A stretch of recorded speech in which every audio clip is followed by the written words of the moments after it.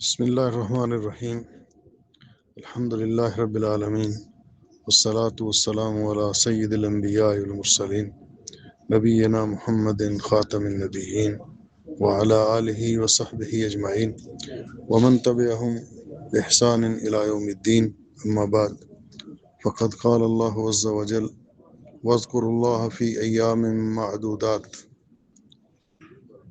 حضرت ابن عباس رضی اللہ تعالی عنہما اس آیت کی تفسیر میں فرماتے ہیں کہ اس سے مراد ایام تشریق ہیں، اور رسول اکرم صلی اللہ علیہ وسلم نے ارشاد فرمایا، صحیح مسلم شریف کی روایت ہے، ایام التشریق ایام اکل و شرب و ذکر اللہ، کہ ایام تشریق یہ کھانے پینے اور اللہ کا ذکر کرنے کے دن ہیں۔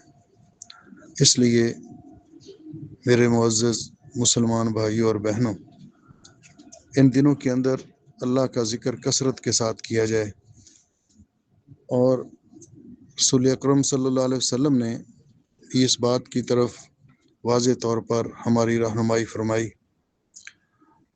اللہ کا ذکر وہ تکبیرات کی شکل میں بھی ہے، اور یہ ایام تشریق یوم النحر کے بعد 3 دن ہیں۔ عید کے دن کو یوم النحر کہا جاتا ہے، اور 11، 12 اور 13 یہ ایام تشریق ہیں۔ ان کے اندر اللہ تعالیٰ کا ذکر کرنا، ایک تو تکبیرات ہیں، چلتے پھرتے اٹھتے بیٹھتے، نمازوں کے بعد اللہ اکبر لا الہ الا اللہ واللہ اکبر وللہ الحمد، اللہ اکبر لا الہ الا اللہ واللہ اکبر وللہ الحمد۔ اور اس کے علاوہ جو باقی اذکار ہیں، کم از کم 100 مرتبہ یہ ذکر اللہ کا ڈیلی کرنا چاہیے۔ سبحان اللہ والحمد للہ ولا الہ الا اللہ واللہ اکبر، سبحان اللہ والحمد للہ ولا الہ الا اللہ واللہ اکبر۔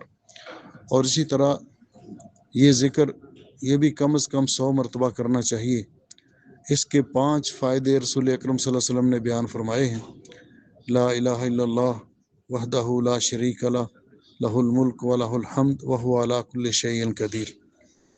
اسی طرح یہ ذکر سبحان اللہ العظیم و بحمدہ، یا دوسرے الفاظ سبحان اللہ و بحمدہ سبحان اللہ العظیم، جو شخص 100 مرتبہ یہ کلمات کہتا ہے، اللہ تعالیٰ اس کے گناہوں کو معاف کر دیتا ہے، خواہ وہ سمندر کی جھاگ کے برابر ہی کیوں نہ ہوں۔ تو ان دنوں کے اندر ان اذکار کا خصوصی طور پر اہتمام کرنا چاہیے، کیونکہ یہ کھانے پینے اور اللہ کا ذکر کرنے کے دن ہیں۔